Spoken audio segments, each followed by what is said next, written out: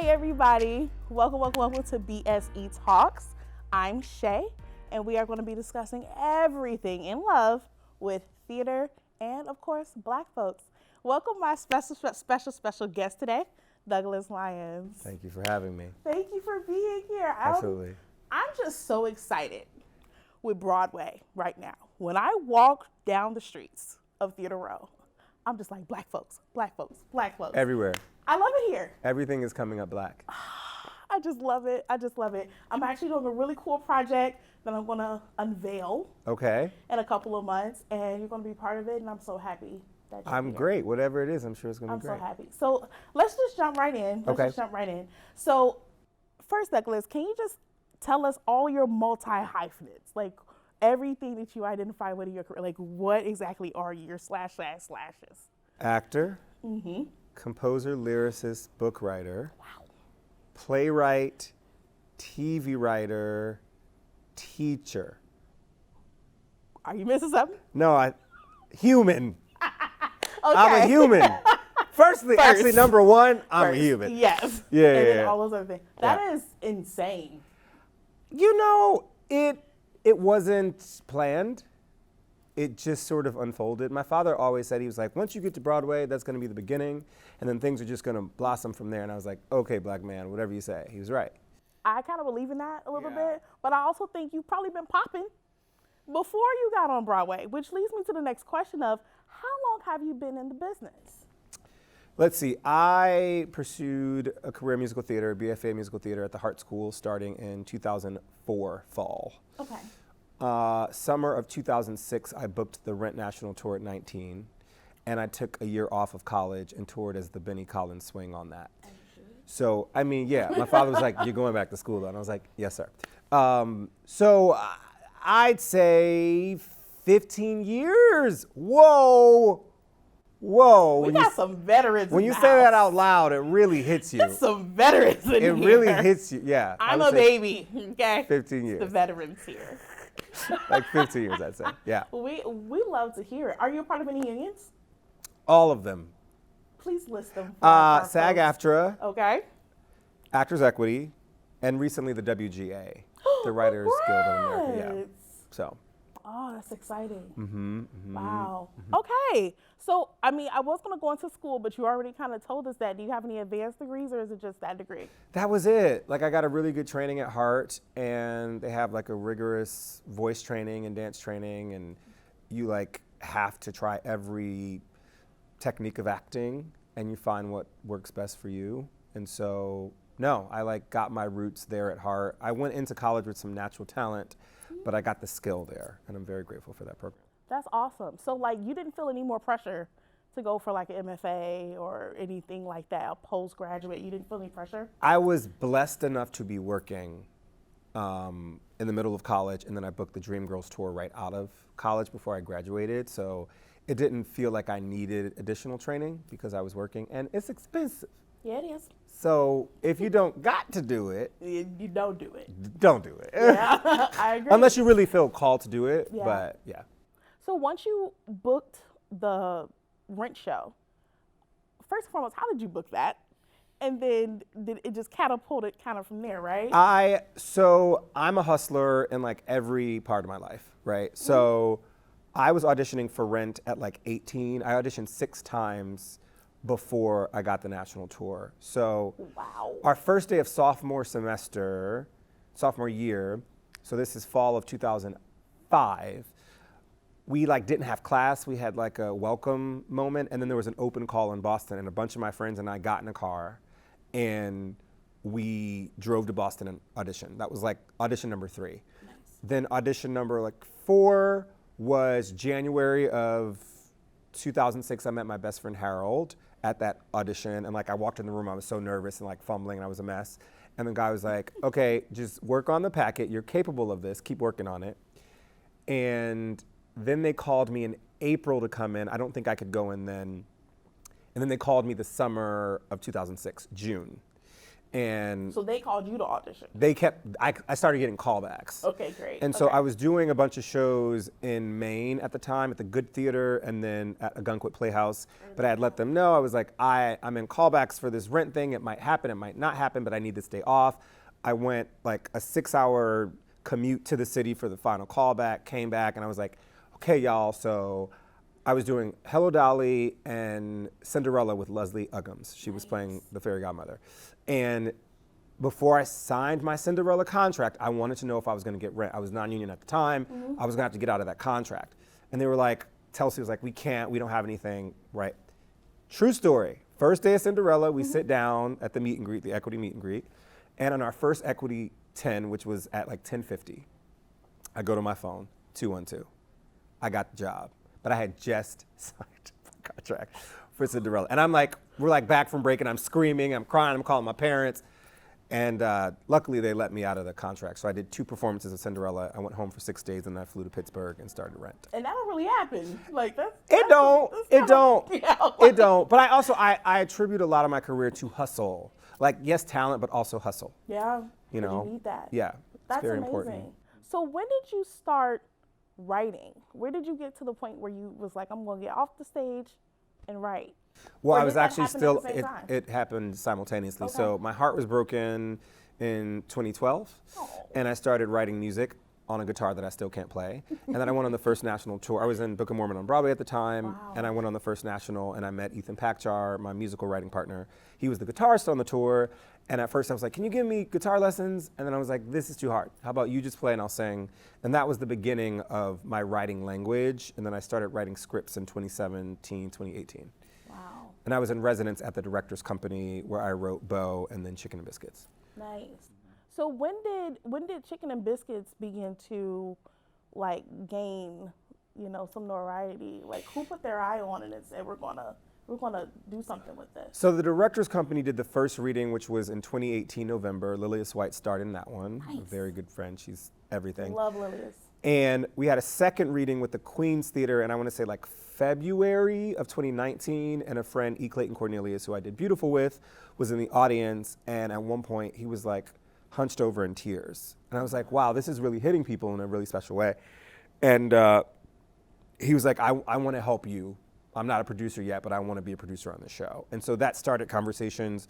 We then did the Frank Silvera workshop at the Billie Holiday Theater like a month later. And the With fourth, Garland? yes, that was our Garland third. are really cool. There you go. Yeah. That was our third reading. Wow. And then our fourth reading was like a couple months later with Clayton and Pamela Ross and Leah Mikolas and the director's company. And that's where we really got some buzz. And from our second reading at Queens, it became evident that if we wanted a premiere, we could have it at that space because Terrence Sacramone, the executive director, is phenomenal. And the way it just hit audiences in that reading was very, very telling that we had something. And so with Clayton and team and the Queens Theater, conversations began, and that's how we ended up with the world premiere in March of 2020. Wow. So when the world premiere happened, how did the pandemic affect it? Like when did it hit the Luckily, production? we opened on March 6th. Okay. And things shut down less than a week later. So we opened on a Friday, Broadway shut down that next Thursday. Wow.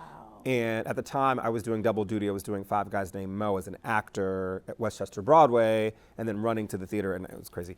But Jalen, the director, the youngest black director in Broadway history, was holding it down. And then everything shut down. I was just grateful that we at least got to open. Yeah. So I got to get one review and see sort of what we had. And then I started the Next Wave Initiative, summer of 2020, which is a black scholarship program for future black artists. Wow. And we did a industry Zoom reading of that Janet Hubert starred in April of 21. Nice. But I had already slid into the DMs of a Broadway producer, Hunter Arnold, actually in 2019. And during the pandemic, he reached out and was like, I finally read your work. I should have read it a long time ago, and I would like to work with you. And so that's where the conversation of Chicken and Biscuits being a possibility started, and then that turned into his relationship with Circle in the Square, them reading the play and loving it, us walking the American Buffalo set to see if we could play this show there, and then us getting the house, and the rest is history. So let's back up a little bit, right? Okay. Because I'm hearing this like super intense, crazy timeline Uh-huh. of a hustler. This is all I'm hearing, hustle, hustle, hustle. How did race play a part in you getting all of these different roles? Because clearly it's like we work harder, right? We do hustle, we're doing the things. But you as a black man, how did your race, affect a lot of these different relationships and what you did? Or did you think it was to an advantage in your world? What was your experience? I think the way I was raised just puts me in spaces where I don't care. So I'm like, you might not like me, you might not like the work, but you're gonna hear me. Oh no, that's right. And so I've never allowed my race to keep me from standing up and stepping up for what I thought belonged to be mine. Wow. And That's I think powerful. that attitude is what has placed me in some really powerful places, because I just wasn't raised to feel less than. I just wasn't raised that way. It was like, no, I deserve space. I worked on this thing. You should read it. Yeah. So I feel like I don't let race play a factor. Now, it does sometimes. It does. But I try not to let that kill the shine, if that makes sense. Did you ever have any instances where you felt like, here goes the white theater thing, here goes the white fragility thing? Did you ever have any of those instances? That's an ongoing thing. Okay. That is a daily thing that you have to work through. Yeah. But you at the end of the day, we have to work alongside each other. Yes, we do. Right? Because if the theater owners are predominantly one color, if most lead producers are predominantly one color, we have to figure out a way to call out, call in, and collaborate. I agree. It can't just be one or the other, or we'll be polarized for the rest of the time. So lovingly, I have said things to producers I work with like, hey, maybe we don't do this. Maybe, I don't know about that, right? But it has to come from a place of love, because if people feel attacked, they will shut down, and then there's no progress. That's like communication rule number one. Like, if you go to school for communications, they tell you if a person feels attacked, the whole thing is shut down. It's a wrap. Yeah. It's a wrap. So, like, what are your thoughts on the I call it the civil rights movement, the second civil rights movement of the time I know, that happened last year, and how do you think that's changing theater moving forward? Are you seeing some of the effort? Like, where do you think a lot of this is going? I think people are a lot more aware of what the space is, like, and their power in it. I think social media has a different power than it ever has had. So people can just go on Facebook and tell a story, and that thing can blow up. Yes, it can. So I think theater is aware of itself and its responsibility to reflect the times. And that's a beautiful thing. I think that's why we have 7, now 8 plays in the season.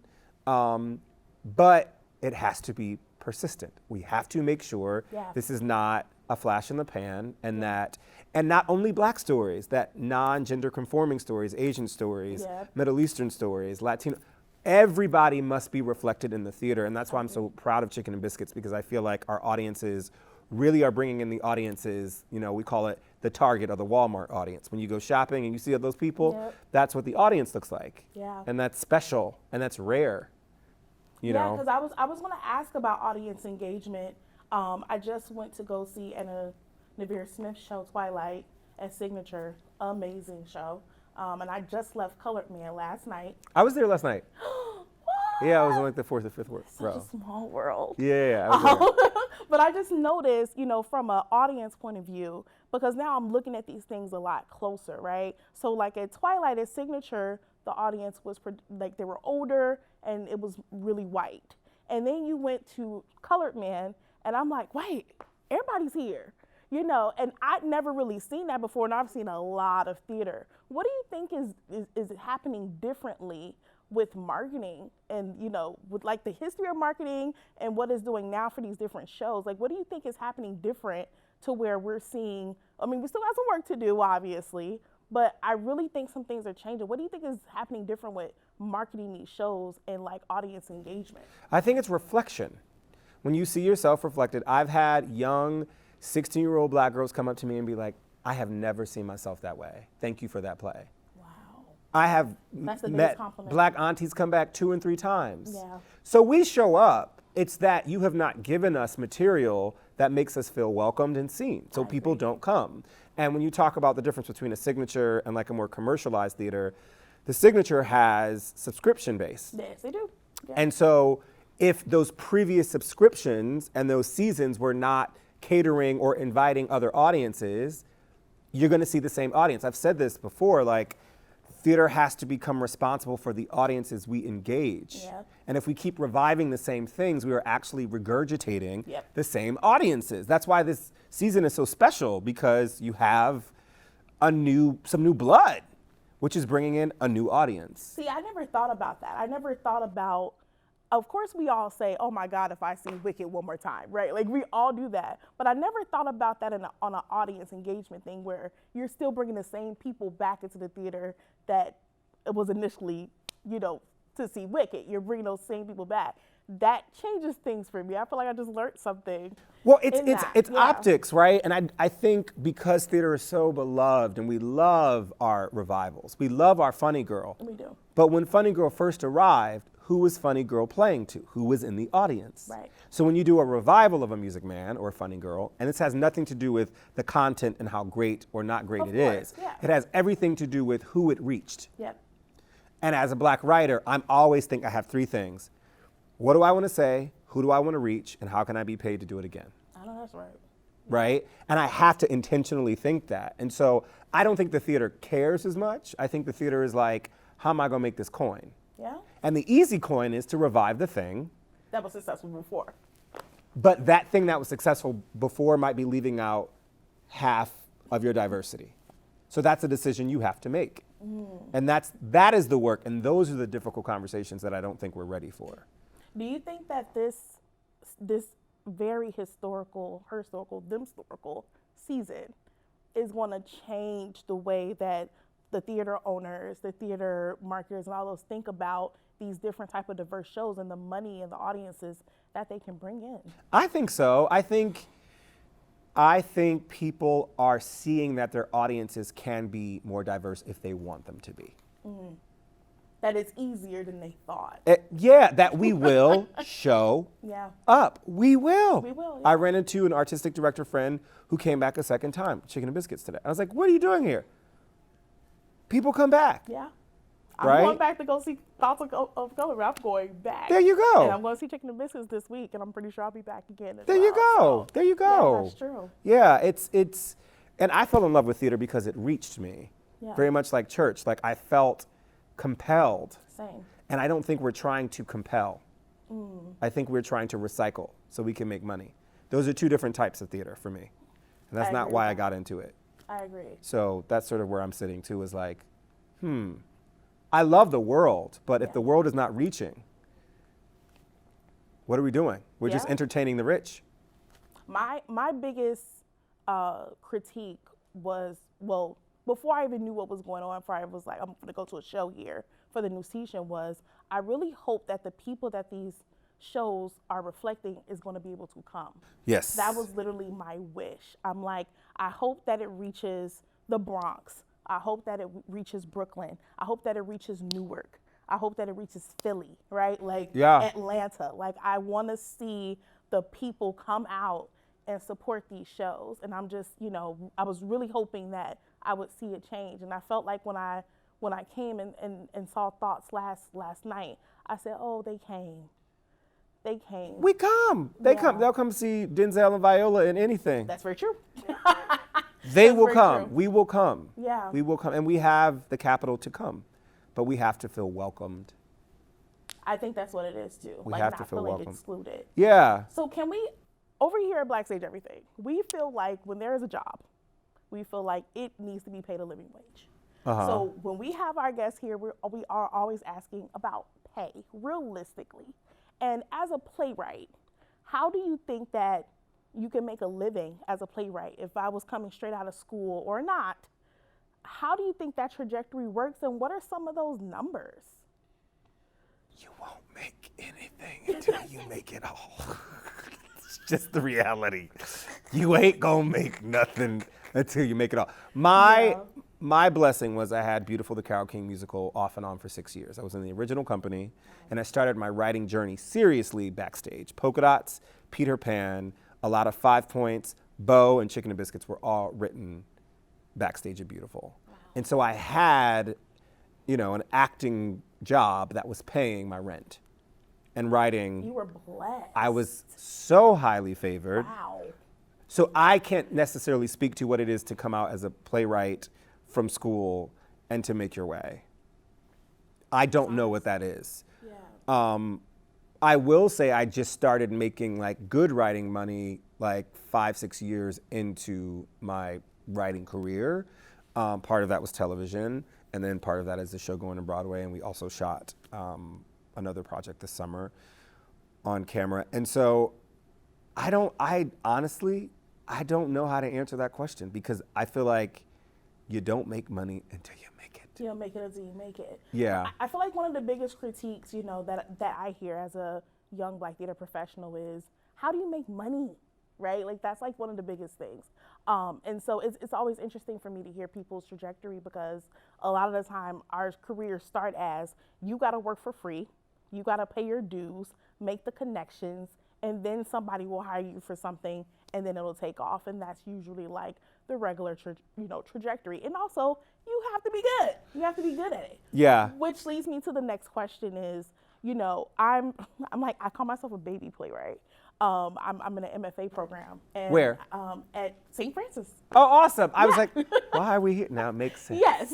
Got St. it. Francis. Got it. I'm graduating next year. Congratulations. Thank you. I'm really, really excited. And one of my biggest questions is, because I'm trying to not just get my knowledge from here, I'm like, where are the working playwrights so that they can read my work and tell me what's really going on? So I guess like the question is, who did you talk to, or what process did you go through to write something and then be like, oh, this is ready for commercial theater? Like, that is like the biggest question for me for playwrights. Is like, how did you write this thing, and then who did you talk to and get coaching from to say, this is a great piece of work and we can now produce this and put this up? Like, what's that trajectory? So I have a very specific technique where I write 10 pages at a time. Okay. And so as the play is in process, I'll pull actors in, I'll hear it, I'll go to 20.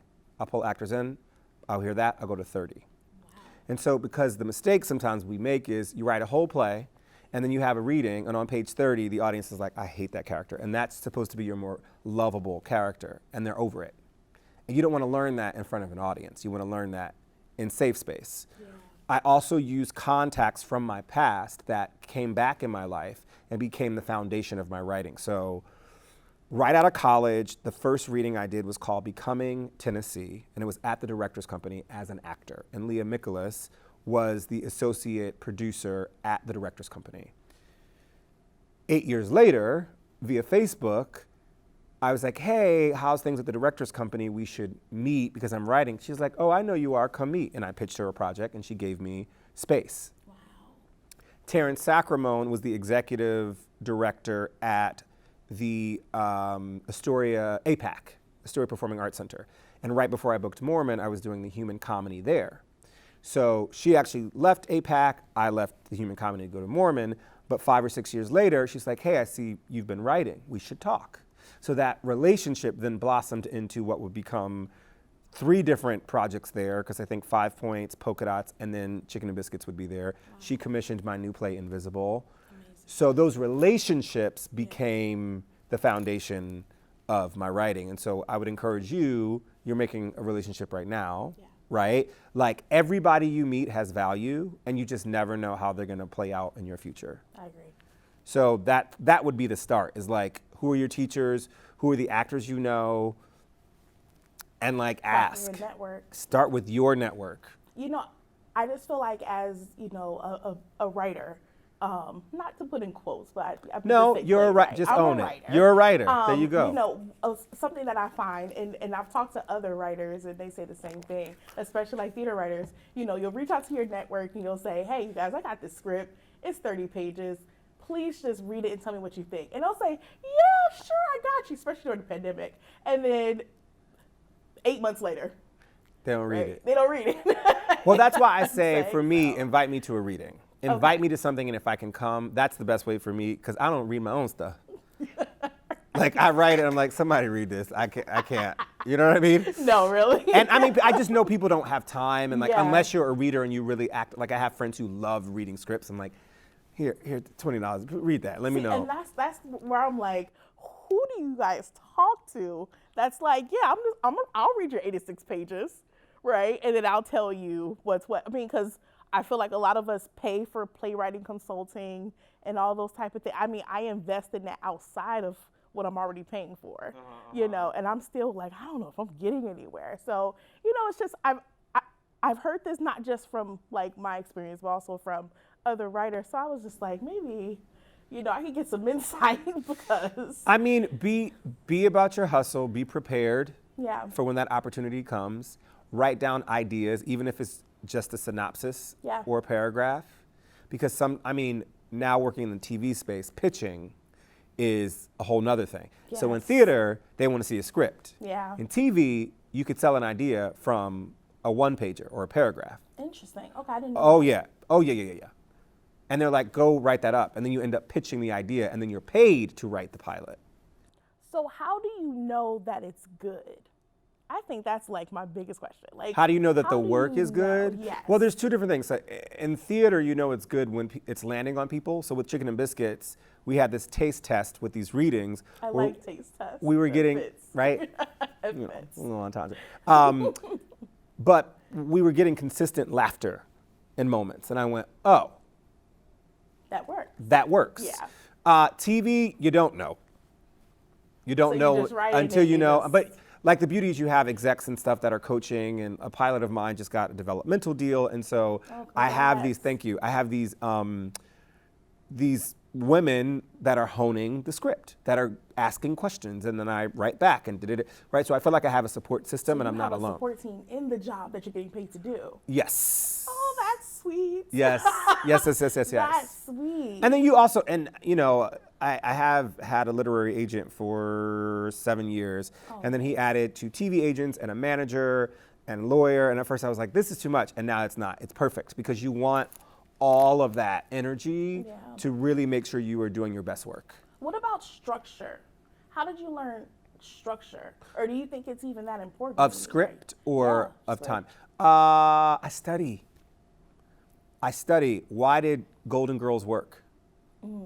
Why did Girlfriends work? Why did Friends work? If you look at some of these, like if we compare Golden Girls to Friends, Phoebe is the, I sometimes mix up their name, the Blanche, maybe? I didn't watch these shows. Okay, so there's always a dumb one in some of these things. In all of them. Why is that? That's structure. Because it works. Yeah. I noticed that. See, because I'm more like black. So when I see black people, I'm going to turn it on. So But even when you see black people, there's Yeah. a structure. it is. That was probably And it is a borrowed dumb from, one. yeah. A So dumb one, you watched always, Living yeah. Single. Yeah. So Regime Right. was the ditzy one. Mm-hmm.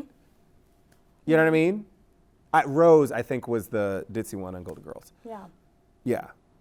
So Just study. without study the and like structure. why are people watching 6 seasons of Insecure? What did they invest in? Yeah. What style characters did were created for people to get excited about? It ain't that hard, right? I think figure out the formula and then write it in your voice. That's all I'm good at. That's good. So figure out the formula and write it in your voice. What about characters, right? Like creating that same type of stereotype over and over again. What if you want to change it? What if you Change want to it. say, I want to represent this group of people differently, and I don't want to have those stereotypes? Change it. And then feedback. Just see what happens, right? You're going to get negative, positive, up, down, and sideways, but you have to figure out what you wanted to say and be confident. And I'm working through this too. Bringing a show to Broadway is very vulnerable because you're allowed to be, reviewed and judged by the world, And right? it's your baby. And it's your baby. And so you have people being like, oh, this is unfunny. And then you have people being like, I'm in tears. I was so moved. I'm coming back. Yeah. and they live in the same world. So like, what does that say, Right. right? So you just have to be really concrete on what you wanted to say, and did you like complete the task you set out to do? And if you did that, you go on to the next thing. And you'll know when you know, probably, huh? Yeah. Just have a hunch. And Yeah. just know. Yeah, and you want a tribe of people around you to support your work, and you know, people that are not going to hold back and be like, yeah, this don't make sense, or so this not a really good joke, or you know what I mean? Like you want Right. friends that, and you have to be prepared for that from your people. Of course. Yeah. Yeah. Yeah. So let's talk about criticism and comparisons, right? I've seen a little bit of the criticism out there, especially the, I don't want to call it negative, but you can tell maybe they don't really get what's happening here. How do you deal with that criticism? And also because it's such a cultural piece, how do you deal with that criticism, and does that affect your network with the writing that you're doing, you know, for the, you know, the networks or the future projects that you're doing with theater? Do you incorporate some of that, or do you ignore it and leave it? Well, I think there's merit to every criticism. Like, listen, you can also tell when people don't get it, Yeah. or they're just mean, Yeah. or they're bitter. Like, you can tell in the tonality of the way things are articulated where people really sit. But also in the structure of what theater is, who are these people commenting on the work? Did they ever live this world? Yeah. And my response to a lot of it is like, what is a stereotype to you is a reality to a 16-year-old black girl in Atlanta. That's very true. So are you discrediting her experience by saying it's just a stereotype? Yeah. And that is what the theater does sometimes, All the time. which is like, oh, that was the stereotype. But it's not to somebody, it's not Right. my, Chicken and Biscuits is actually not my experience, but I know I've met people who have lived, who have aunts and mothers exactly like those people. Yeah. And so when we say, oh, that's a stereotype, oh, that was overdone, oh, that, you're actually discrediting humanity. I agree. And so to that, I'm like, well, I can't jive with that. Like, I can't receive that. And it's also like who is who to tell people what deserves to be on a Broadway stage and what doesn't. Because that's what it's always been for me, is like, who makes these decisions to discredit? Because I know there's a ton of talented writers out there who have tried to get their work on Broadway. And who are the people saying, this isn't good enough, or my audience won't respond to that, or tickets won't be sold? Like, who are these naysayers? Who are these people? It's history. Yeah. It's history. History says the space was not for you, so I don't really know how to comprehend how to put you into it. That's why this is a revolution right now. Do you think that this is happening directly from last year? I think it's heavily influenced from last year. So would you say that you got the call that you were going to be on Broadway last year? The conversation started earlier this year. Wow, so you just found out. So this could be a direct correlation. Yeah, for Yeah. sure. I don't think Wow. that's the only reason, because Of course, yeah. it's millions of dollars to bring something abroad. You know what I mean? Yes. Like, so this ain't no like, oh, that happened, so here you go. It's, you know, the work had to be solid and marketable and commercial in some way. Of course. And so, I mean, we're still in a pandemic, right? So We are. the world is still struggling. But no, I'm just grateful for the joy and the visibility. I think often when it comes to black stories Yeah. in theater, there's a lot of oppression. People really get off on that trauma porn thing. Yes, they do. And I'm actively with Chicken and Biscuits trying to combat that center stage. That's kind of what I want my work to be, is focused on the nuances and not necessarily tragedy. Like when I saw Girls Trip, when I first watched it, I literally had this weird sensation come over my body, and I said, this is the type of work that I want to produce Yep. for my people. Yep. Like, I want it to be fun Yep. and light Yep. and silly Yep. for a change, Yep. you know? And I remember just when I was writing my script, I continuously was like, think Girls Trip. And that really, really informed a lot of my choices in my writing. So I think we're just starting to get to a point where we can get out of tragedy and put lighter shows up, even on TV. right? Like, let's talk about joy for a change. Something silly. When I watch shows like, Sex Education and stuff like that, it's just fun. Yeah. It's nothing heavy. It's no one dying. And I'm like, I really want to change that trajectory, especially for our people. So I think Chicken and Biscuits and Thoughts of a Color Man actually, is really on its way. Yeah. To like doing things like that. Yeah. Especially out of like musical revivals. Plays tend to have a lot of tragedy, people dying, a lot of that in it. And I think that, we're really on our way to seeing something else. Some balance. Different. Yeah. Yeah. When do we get that balance? I'm so excited for your show. I cannot wait to see it. For some reason, I thought that I booked Chicken and Biscuits when I booked Thoughts of a Color Man. But then again, I'm literally going to see all of you guys' shows. So I'm all like good. Mix and match with It'll everybody. Be there. It'll be there. I'm so excited to see it. Just as a closing, because we always got to close like this. What is your advice to the aspiring Black theater makers that are coming up and trying to get into this world, and not just Broadway, but just trying to be a part of theater as a whole? What is some of your advice? Tips. It is a difficult business. Yes, Lord. No one is waiting for you. So you have to be your biggest advocate. Doors will be shut, doors will be open, but if you want it, keep going for it. And don't be ashamed to have a backup plan. It doesn't make you less than, it makes you smart. Because everybody can't be booked at the same time. I agree. It's just there's not enough jobs. So find a group of people you believe in and that, they believe in you, but be prepared for the storm, but bring the light. Well, that's good. I just said that and it felt real good. So I'm just going, be prepared for the storm, but bring the light. That's good. It's true. It is good. That's good. But that's it. It's like there are unforeseen circumstances, even bringing the show to Broadway. I'm like, oh, wow, this is okay. This is new. But I'm going to bring the light.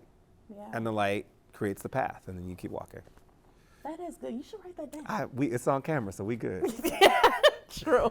Douglas, I just want to thank you so much for coming. Thank you for having me. Talking to Black Stage, everything. Oh, yes. And speaking to me, because I needed that. I need to Let's hear go. all that, Let's go. Thank you for the space. I just thank you for being a part of, this crazy time where things are changing and there is a new Broadway.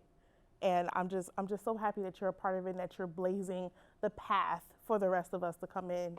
And I just thank you for existing, and we're giving you your flowers while you're here. Oh, thank you. Thank you so much. Thank you. We I'm going love to take you. one and give you one.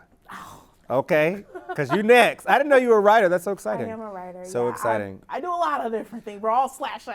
Yeah. But I've always been a writer as well. That's fantastic. Yeah. But you guys are the ones, right? Like Anna, you guys are the ones that I'm like, study. So Yeah. I just thank you for your contribution to Black American theater. Oh, yeah. Let's Can't wait go. to see you in the history books. Come Can't wait on. to see you in the libraries. Can't wait to teach.